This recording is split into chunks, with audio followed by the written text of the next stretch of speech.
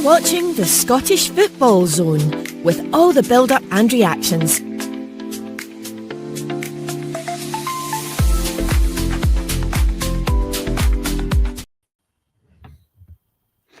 Hi, welcome back to the Scottish Football Zone. We are a bit of an extra time this week because it was a late finish at the Hibs game as well. It finished in the FCSB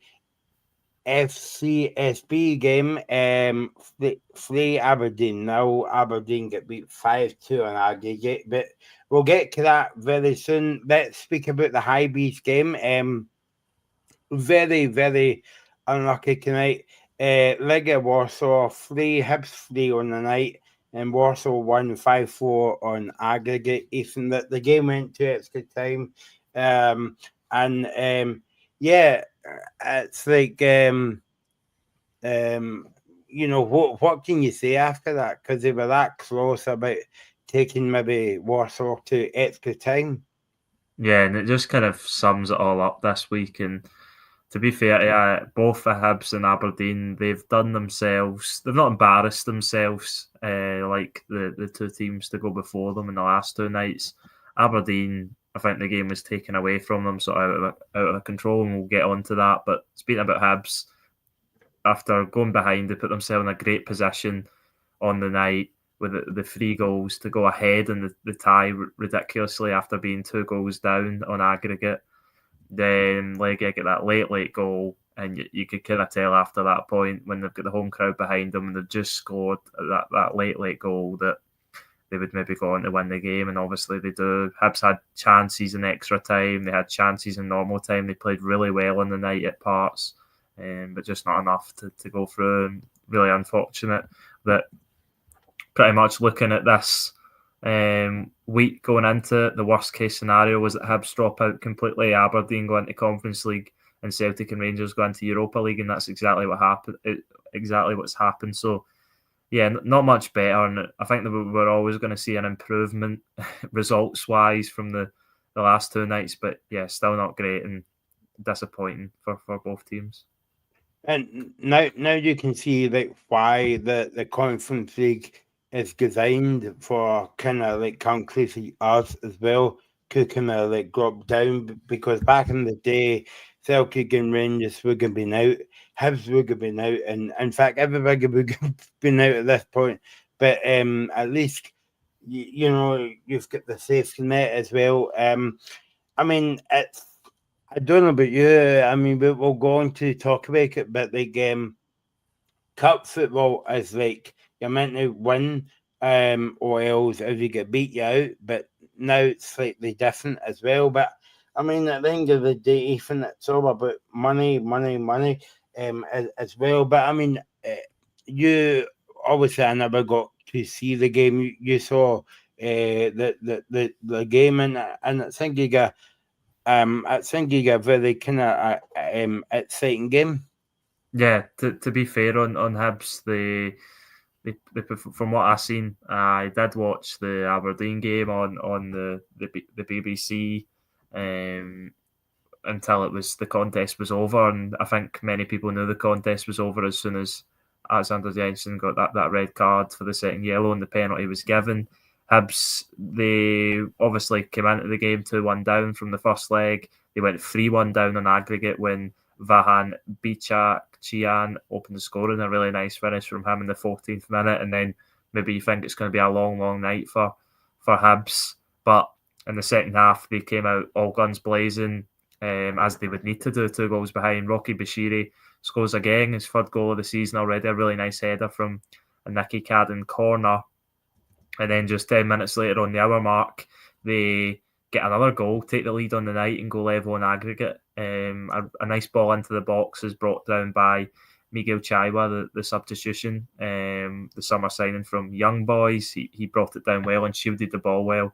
Then Kieran Bowie kind of knocks a defender out the way and Martin Boyo arrives to finish. And now he is the all-time Hibs top goal scorer in Europe. So a remarkable achievement for him, but unfortunately the result didn't go Hibs' way on the night. But even after going going ahead on the night. They went ahead in the tie a minute later when they scored a third inside just over 10 minutes.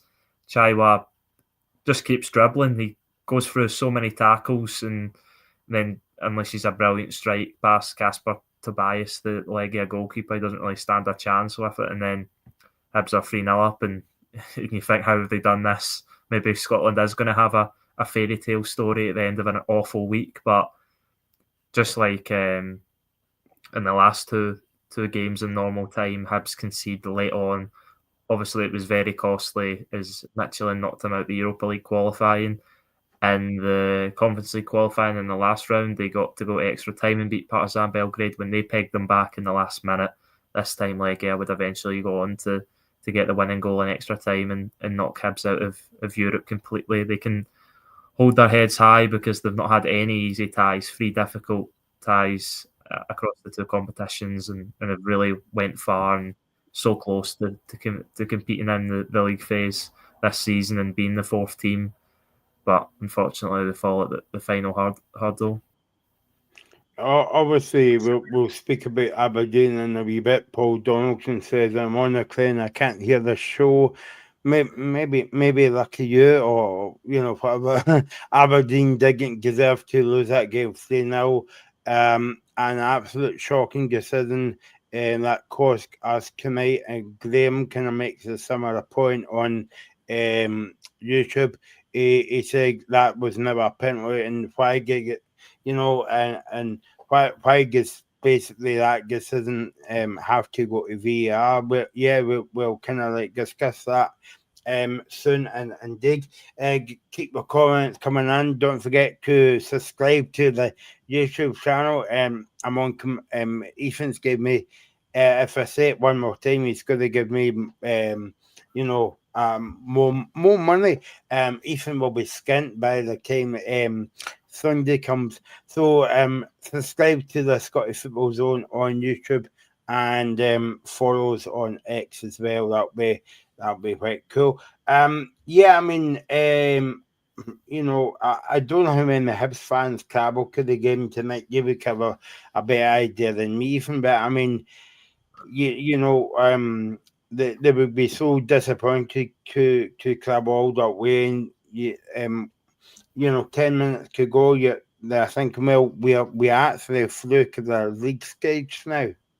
Yeah, and then they'll be devastated because their players, in all fairness to them, left everything on the pitch. You couldn't question the commitment of the players, their work ethic, and their trying to get the job done, as you maybe could for some other teams in Scotland this week. They were committed to what the manager wanted them to do, and on another day they go through the tie, just fine margins in the end of that goal right in the 93rd minute, I think it was, to force extra time. And yeah, it's really unfortunate because they had massive chances even in extra time. Kieran Bowie had a shot saved, a header saved with the final kick of the ball. The substitution Thibault Clegy, the record signing, had a 1-on-1, which maybe he should have done better, and he lifted over the bar. But yeah, it's sometimes harsh, these type of things, and it was harsh on Hibs tonight. Legia advanced, credit to them. And yeah, Hibs will need to focus on domestic form now, but I think they can take a lot of confidence into that from what they've done in Europe this season. And so can the fans. The fans will be, I think, proud of their players, as I said. And I didn't watch because I came on here after the game, but I'd imagine that the Hibs players went over the fans and got a massive reception from the travelling Hibs fans, because they did give them some brilliant moments on the night and a brilliant ride across Europe this season, although they don't make it to the qualifier, to the league phase. And I suppose it's good experience for Hibs, even though they were there last. Was it last season or the season before? Asking for that as well, but Mike and the Hibs fan wouldn't want to be remembered of that to play Aston Villa, John McGinn and all the rest of it. But I suppose at that level, it's good experience as well. Yeah, exactly that, and they can take a lot of positives from it into not just the domestic campaign this season, but if they've got aspirations to finish high in the league again and go into Europe next season. Although, as we know, with the Scottish coefficient, it's getting more and more difficult to get those clubs in the league phase. But they need to give their best shot at it. And Hibs have had a really difficult run. You can't question them. They've done well to even get to this stage, I would say, with some of the teams they've been matched up against. And Legia maybe was just a step too far, but they were so close to doing it when not many people gave them a chance after the first leg. And credit to David Gray and the players, because they did put in a heck of a shift on the night. And as I keep saying, on another day, they very easily could have went through. And Martin Boyle popped up with the goal as well. I mean, he's going down as one of the Hibs legends at the moment, and the Hibs fans wouldn't want him to go, basically. But he comes up with goals at crucial time in the game, and that was a crucial time that he scored tonight. Exactly that, and he's been such a big player for Hibs in the spells he's been there, and I think it's 9 European goals he has now, which takes him to the top all time as a Hibs player, which is a remarkable achievement. And just weeks after reaching the 100 club for the Highbies, he's now in that elite category as well. And yeah, a club legend for Hibs, and even at his age, he's still keeping the record signing Thibault Clégy out the side, who I think is actually a talking point, because he comes on after the sort of 100-minute mark, possibly even maybe around that. Let me double check when he came on, but he came on in extra time, which for your record signing that you've spent over £1 million on, you would think you would maybe get him on before that. But let me actually get the details of when he came on. The 101st minute he came on. So yeah, I think he's obviously got to do a lot more to break into David Gray's thoughts if he's taken Martin Boyle off before and not bringing him on. I think he obviously takes Martin Boyle off to probably bring on a more defensive player to try and keep the lead at that point, because they were going through before Ale Team got that goal in the 94th minute, which is just a heartbreak for Hibs. And after that, you could see the home side were going to carry the momentum, and they did eventually get that goal, which I think it was Rajovic, was it? Mileta Rajovic, who got the winning goal in extra time. It was brilliantly shielded by the fullback, Jan Ziolkowski, who's set to sign for Roma. It's actually quite strange that it's fully announced that he's going to go to Roma and he's signed for €6.5 million, but he's still playing in this match. I believe the commentator was saying that he heads to Rome tomorrow. So, and his final action as a Legia Warsaw player was to get a second yellow card and get sent off while having the captain's armband on at 20. So a roller coaster of emotions for him, but he'll obviously be happy that Legia managed to get through in the end. But yeah, it comes at the despair of the Highbies. I know that we always say in this kind of show that you can have so many shots at goal, but the Hibs fans or any fans are not interested in it. They're only interested in the final score. But I don't know if you saw the stats after this game, Ethan, right? And it was very close, because Legia had 11 shots at goal, Hibs 24. That's unbelievable, especially away from home. Shots on target, Legia 7 shots, Hibs 11. So basically, like, Hibs won in 2 counts of the stats there. Obviously, it doesn't count for anything now because it's out. But I mean, it just shows you. I mean, for a Scottish team to go away to the atmosphere and kind of, well, I never saw the game, but just looking at the stats there, it tells me that they kind of dominated that game. Yeah, and they did. They played so well throughout it. There was just a few sort of chances that Legia had where they're always going to have chances playing at home. They're a top side who's qualified for the Conference League in the last 3 seasons. They made the quarterfinals last campaign. So they're always going to have moments in the game and chances, and they took them. Hibs maybe didn't take their chances as well. As you said, well over 20 attempts on goal. It shows that they were well in the game, and even in extra time before the young captain who's about to depart for Roma gets sent off, Legia looked so open, and Hibs were just able to play through them and create chances. And I think that was testament to how well Hibs were playing. They just it was the final pass or the final cross or the shot that just lacked that little bit of quality. There was at one point where Josh Mulligan found himself in a great position and chose to shot instead, where playing it to Kieran Bowie was probably the better option. And Kieran Bowie's just starts shouting at him because he's so frustrated that he's picked the wrong option. And you can see that a few times on the night. Hibs just picking the wrong options. Chatiwa, who obviously come off the bench the summer signing and got the goal, which takes them ahead on the night. And he seemed to get a bit excited because he kept taking strikes from outside the box that were just not coming off at all. And another thing that happened that sums him up as a player, I really like him as a player when he's on his game. Eli Yuan, when they were down in the extra time, he tried to play a pass with his back, and I think it was Jack Iredale was kind of putting his hands up to say, right, we need a goal here, and you're kind of doing your showboating. But yeah, Hibs, they'll feel unlucky, and I think David Gray will be really proud of the players, and they can carry a lot into the rest of the season. Yeah, no, exactly, and I think I mean, it just showed you that I was listening to the game and you were watching it, and you're saying about basic mistakes, but it just shows you no matter if you're in the Conference League, the Europa League, and definitely you can't get away with it in the Champions League. Maybe you can get away with it in the League Cup up here or the Premiership, but you can't make mistakes because you'll be punished straight away. Yeah, exactly that. And these teams, they take chances. That's what we learn. It's a different level. This is the best teams from their respective countries. And yeah, they punished Hibs for switching off on two occasions in the second half of, well, right at the end of the match and then in extra time. And Hibs were brilliant for most of the game, as well as the scoreline shows that they led for, well, they didn't lead for that long because they scored all the goals in such quick succession, but they played really well in the night, and it was really unfortunate that they go out. And yeah, I think they'll look back on some of the moments with regret, but I think they should be proud of themselves. Martin Boyle was really good when I was watching, and he had a strike from just inside the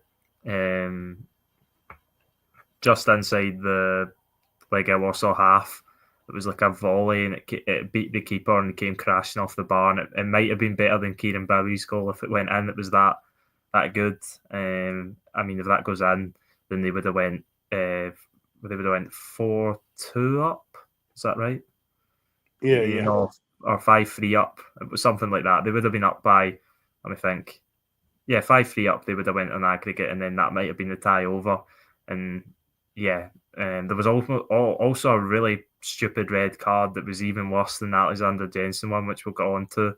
Junior Hoylett was shown a red card for a tackle that I don't even think was worthy of a yellow. They eventually got to VAR and overturned it, but yeah, that would have been ridiculous. But yeah, Hibs can be proud of their performance, but I'm sure they'll be disappointed, and that'll be the raw emotion at the minute.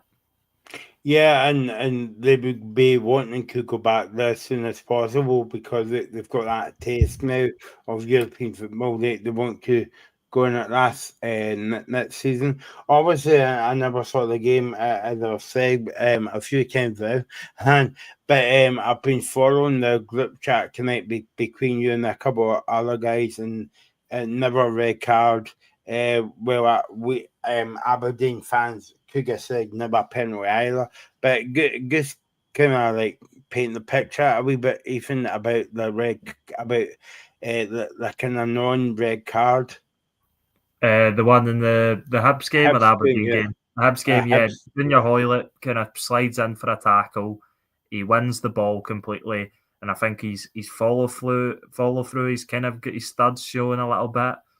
I wouldn't even say it's a yellow card, and when I seen it, I was like, wow, that's a terrible decision. But that's what VAR is for, so that referees can fall back on silly errors.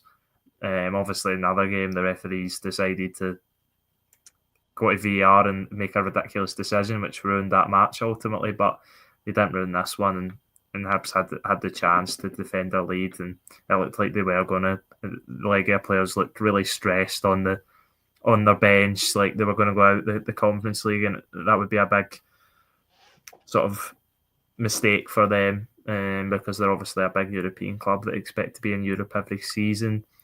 But I think Hibs, I say about how they can take a lot of confidence from this. They played against 3 teams who you would usually expect to be in Europe every season. Midtjylland, one of the best teams in Denmark. Partizan Belgrade, one of the best teams in Serbia. Legia, one of the best teams in Poland. So usually in the Conference League, you get some teams that you've never heard of, but they went up against 3 really top teams. I know the first game against Midtjylland was obviously Europa, but I think if they had got to the actual tournament, they would have had a really good chance of going far and getting out the league phase. But obviously they fall at the final hurdle. It's unfortunate, but they'll need to regroup, and I'm sure that's what David Gray will do, because they've played really well in most of the games so far this season, and they can take a lot of confidence going into the League Cup, the League, and the Scottish Cup when it begins.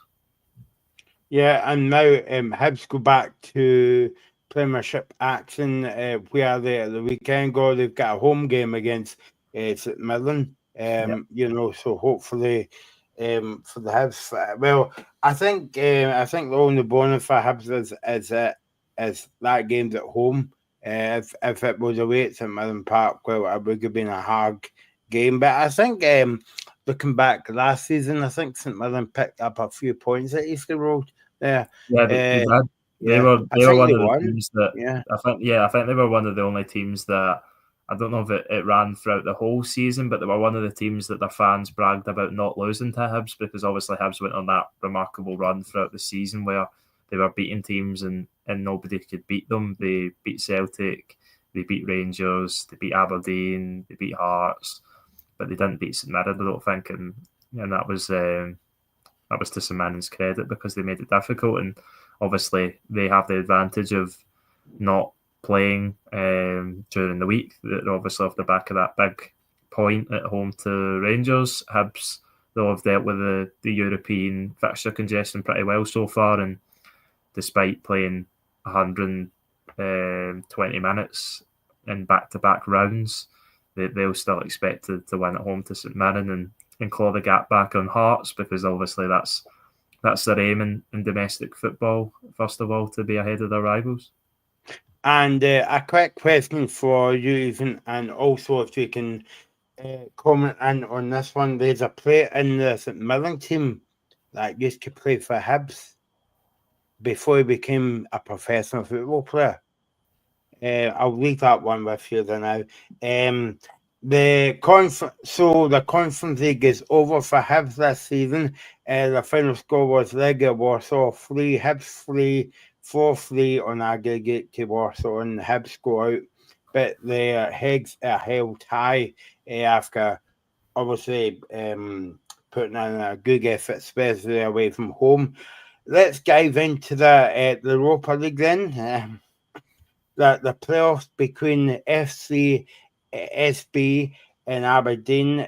Sadly, tonight Aberdeen drops down to the Conference League because it finished FC SB 3, Aberdeen now 5-2 in aggregate. And to be honest with you, I don't think that kind of obviously it told the story of the game, but I mean, if you were just listening to this or watching the show, you were saying, well, Aberdeen must have been outplayed, but they weren't even up until that penalty. I would say Aberdeen had the majority of the play in the first half.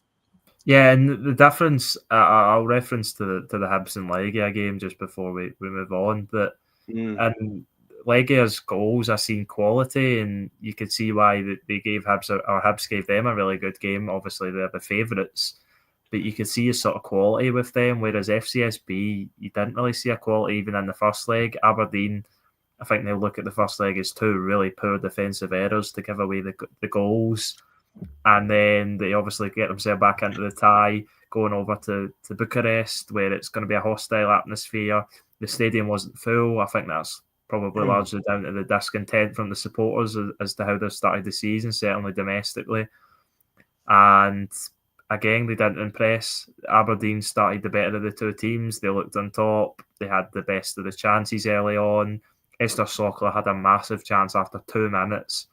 I think it was Adi Wajcic that kind of crossed it from the left-hand side, and the goalkeeper comes out and tries to parry it away, and Sokler can only sort of hit it straight at him, unfortunately. But yeah, Aberdeen started well, and then towards the end of the half, FCSB naturally sort of came into the game as they did at Pittodrie, and then after a little bit of sustained pressure, not too many shots or Dimitar Mitov having to make too many big saves, there's a sort of coming together in the box between Alexander Jensen and I can't remember what player it was. I think it was one of the wingers for FCSB, and he goes down, and then the fans are all complaining, wanting a penalty, as you do. You just call for anything when you're a fan at the game.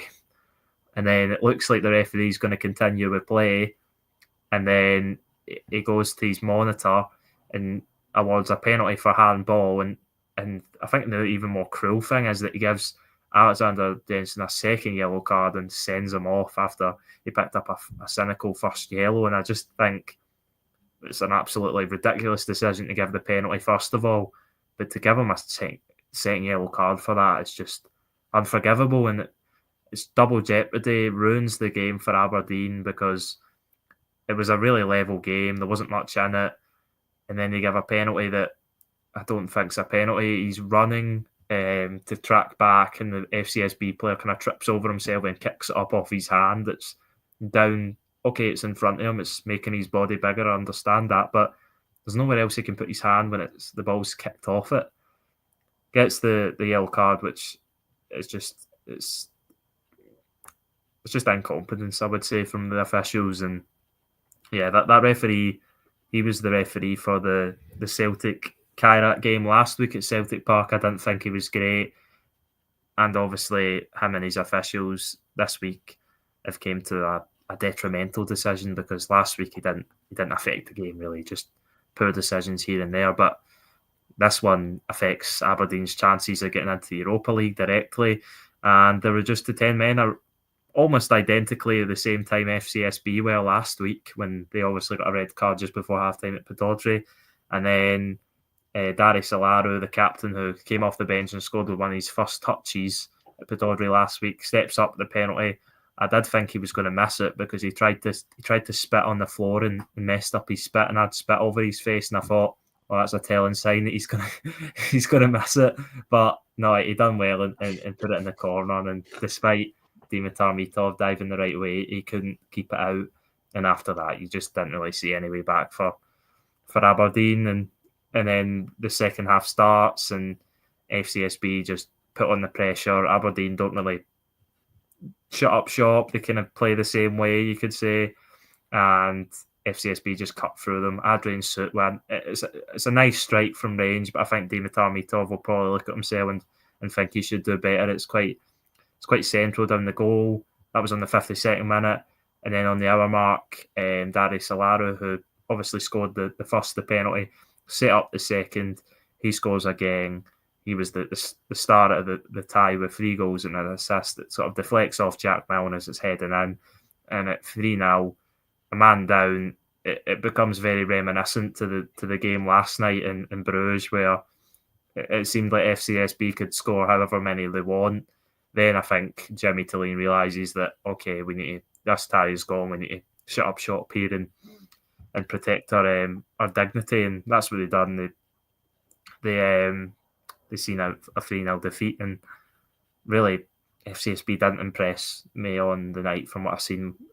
I know their goals were good, I'll give them that, but they just didn't really have sustained pressure at Aberdeen, even when there wasn't a lot of shots. I just didn't think they were that impressive and really deserved to be win by the margin they did. And I think if Aberdeen hadn't got that red card, which I think was completely unfair, and even if you're given the penalty, you don't send the full back off and you keep it a level playing field, and maybe Aberdeen find a way back into the game. But he just didn't even give them that chance, and he just had no optimism. And I imagine Aberdeen fans would have been the same, and it ruined the game. And And I was just looking at the stats. I know that the stats aren't everything, as we mentioned in the last game. FCSB only created 0.58 expected goals out of the penalty. Aberdeen created 1.01, and 95% of Aberdeen's creation was in the first half, obviously before the red card. So this game was a bit of a story of what it could have been for Aberdeen if they weren't reduced to 10 men, I would say pretty unfairly. And it's just really unfair because it's millions of pounds that decision costs Aberdeen. And that's not to say that they go on and win the game, but yeah, I just think it was really unfair and really dictated the way the game headed. Yeah, that's what Paul Donaldson basically said to us early on. Aberdeen did not deserve to lose 3-0 tonight. An absolute shocking decision has cost us any chance. And that's a good point that Paul made, because after that, the penalty, well, the kind of non-penalty that we would all agree on, it basically just killed the game for me, even. Yeah, exactly that. And you had no belief that Aberdeen could go and do it. It was already a tough enough task going over there, and it was such a tight game. And that was the last thing it needed, a red card for something that's just not a red card. And I know it's a second yellow, but there's no way you need to give a yellow card for that. You just don't need to give a yellow card for that at all. It's not a deliberate handball. There's nothing you can do about it. And if you're going to penalise them for it being a handball, the least you can do is spare sending them off. And that's exactly what they did. Paul's saying he feels robbed, and yeah, back quite home, rightfully so. Yeah, because Aberdeen's chance at Europa League and the fortunes that come with it have been taken away from them. But as I said on the pre-show, they probably get a more realistic chance of competing in the Conference League. And like I think Hibs would have done if they were there, they can have a real shot at it and hopefully do better than Hearts did last season, because Hearts started really well and then sort of fell away and just missed out on the knockouts in the end. Graham makes a similar point to Paul in the comments. Even he says the penalty and the singing off for Aberdeen was an embarrassing. And again, I'll just basically see what I said to Paul's point as well. That it kind of like killed the game as well. Paul, yeah, I think you make this point as well. Aberdeen's missing it in kind of big bucks tonight. Paul Donaldson says on Facebook, never a penalty and never a yellow card. The disgrace of a ref has cost us the place in European and millions of pounds. And that's the thing, even we go on about referees all every week on the show, and when we have Death votes on the former ref as well. But these guys are making big decisions, right? But these guys are making big decisions, but they're getting well paid for making stupid, daft decisions. And I always compare it to like me or you or the other guys on the show. If we make a mistake and we'll work, we get a P45. Maybe email us now and skigger through the post. But you know what I mean? So they kind of like get away with it. Yeah, exactly that. And I think the worst thing about it is that this isn't a sort of SFA level referee, no disrespect to them. I think we give them a hard time in this country. They're obviously not professional full-time referees, so there is that. But the UEFA officials are professional referees that are the best you're going to get, pretty much. And I know he's not probably the top of the game, the referee in that match, but him and these officials choose between them all. They come to the decision that they need to give a penalty and a second yellow card. I think fair enough. You maybe give the penalty, right? Okay, I still don't think it's a penalty, but if you're going to give the penalty, you can't give them a second yellow and send them off as well. It's just really harsh on Aberdeen, and it ruined the tie for them, and it ruined the spectacle as a whole, because it wasn't the best game. Don't get me wrong, but it was a really well poised match that could have went the distance, even to extra time and penalties, and it just never had that chance because Aberdeen are reduced to 10 men for a really stupid decision and all.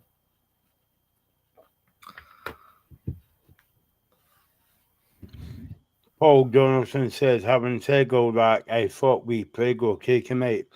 Was happy with how we played in the first half. But again, yeah, Aberdeen was kind of, I wouldn't say the better team, but they had a lion's share of the possession. But I'll go back to the penalty kind of like killed the game for me, you know. Yeah, exactly that. You're right, and that's the harsh thing for Aberdeen now that Europa League they were in touching distance, and the first half an hour especially, where they give their fans a lot of confidence that they could do it, they could go and make Scotland proud on a terrible week and right the wrongs maybe of Scottish clubs outside of Celtic and Rangers in the past, and I know Celtic and Rangers are massively to blame for the Scottish coefficient in Scottish clubs in Europe this occasion, but it just the chance got taken away from them, and it's really unfortunate. And I was just looking there at some of the teams who have qualified for the Conference League tonight that Aberdeen can expect to possibly play. I'll just run through all the teams that qualified tonight because that's most of the teams that are going to be playing in the competition. You've got FC Noah of Armenia, Crystal Palace, which is obviously the big name in the hat. Ammonia Nicosia of Cyprus, Lausanne Sport of Switzerland, Rapid Vienna, obviously we know played Dundee United of Austria, Hamrun Spartans, I believe are of Malta, I want to say. I'm not 100% sure. AZ Alkmaar, obviously we know from Dundee United again, and previous seasons of the Netherlands. BK Häcken of Sweden, who Jimmy Toledo know well from his time there.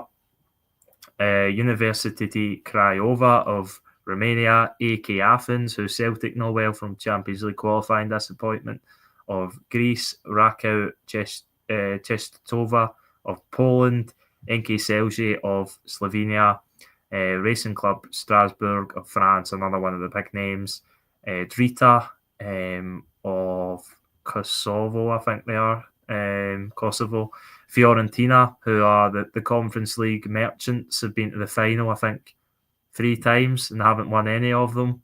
Obviously, a big club out of Italy in Florence.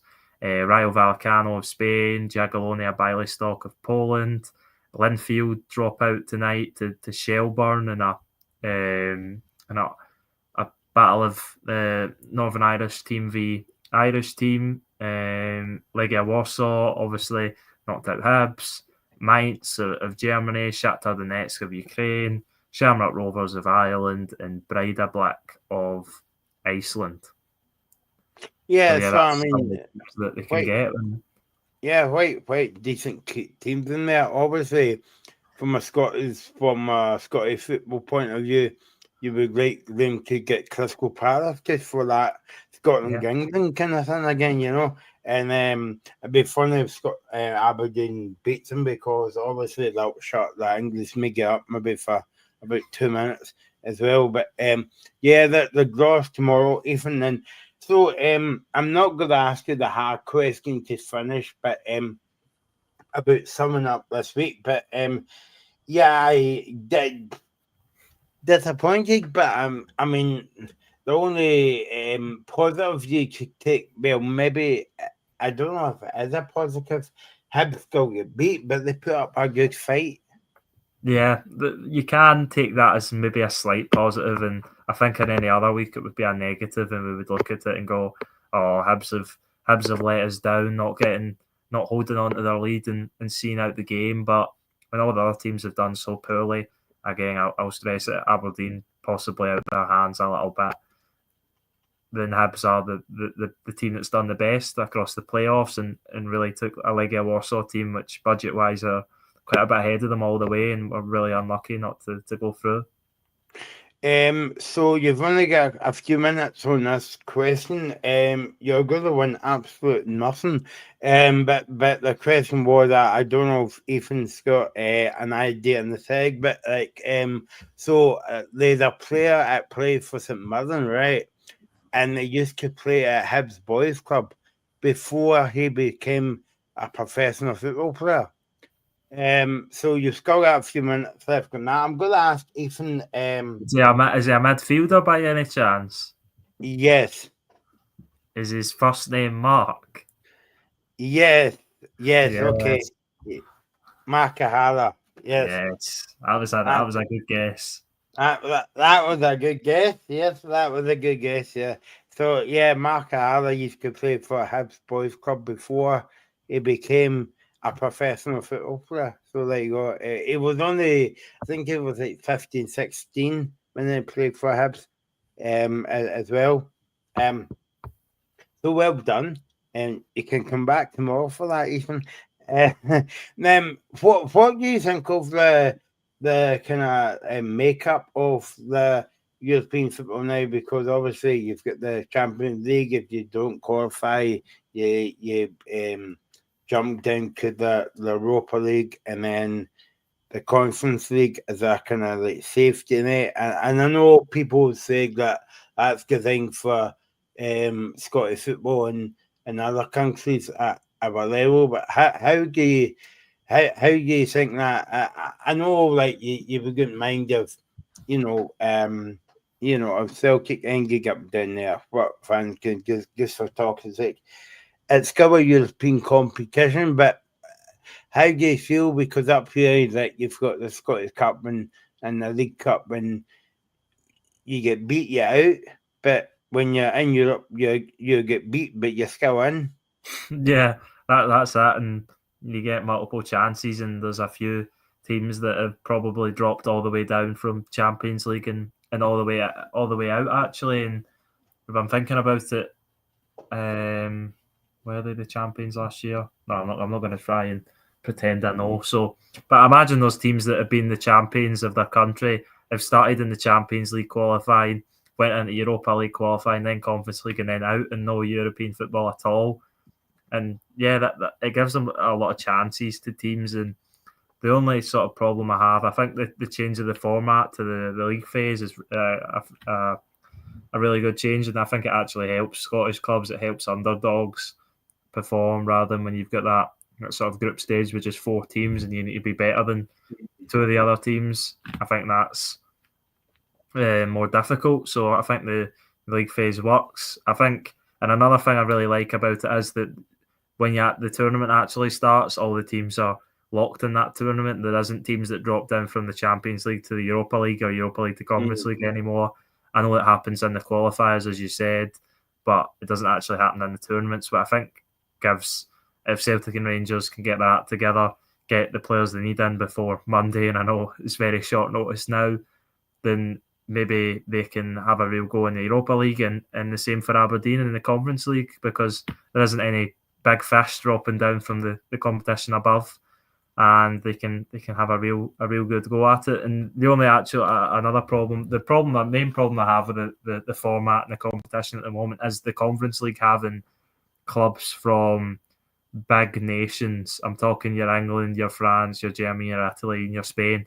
And I know Aberdeen fans will want to draw them to try their luck against some big clubs like Fiorentina and Crystal Palace, but I think the tournament should be sort of narrowed down to the smaller nations, like in the coefficient, like Scotland, for example, so that it is all the kind of smaller teams that need to get coefficient, and there's no, because Crystal Palace and Fiorentina, they'll be there right until the end because financially they're just so far ahead of all the other teams in it.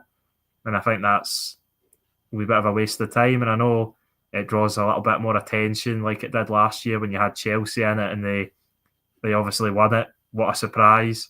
But it just kind of takes a little bit away, I feel like, and maybe you wouldn't get as much eyes on the tournament, but for the teams actually in it, it gives them a real chance to compete against teams at a similar level and makes it a more competitive environment. So, yeah, I think that's, but obviously that's, you would need weird rules and then you would have to tell the English Premier League that they would have less teams in Europe, which is just never going to happen. So, yeah, but that's my one flaw with the current format and the makeup of the competitions at the minute.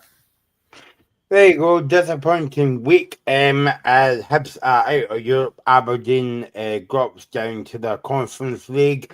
Celtic and Rangers, disappointing, but still in Europe. The draws tomorrow, by the way, so we've got a reaction show after the game. I think it's going to be at 1 o'clock, but if you subscribe to the channel, you'll get a notification when we're on. If you haven't subscribed now, it is the Scottish Football Zone. Hit a wee bell, and every time we go live, you'll see us going live as well. So we'll be on tomorrow. In fact, we've got 2 shows tomorrow. We've got one, and then we've got our normal show at 5 o'clock to preview the weekend. Ethan's going to be sick of seeing me by the time Monday comes around, because we'll be on together tomorrow, on together for a small matter of the Glasgow Derby on Sunday. Of course, we've got the Dundee United Dundee game as well, and all the other Premiership games at the weekend. And also on Monday night, we'll be here as well, because we're doing a special show because the transfer window shuts. So we'll be on at 6 o'clock. I was a bit hesitant to say that there because I kind of forgot, but that's what I said, wasn't it? Even that, yeah, 6 till 6 till 7:30. Yeah, I remember now. See, I'm not that old. Sometimes I feel as though I'm old. It's been a busy week. Thanks to Ethan for joining me all week. Disappointing for the Scottish clubs tonight. Thanks to all your comments, and we will speak to you tomorrow. You're watching the Scottish Football Zone with all the build-up and reactions.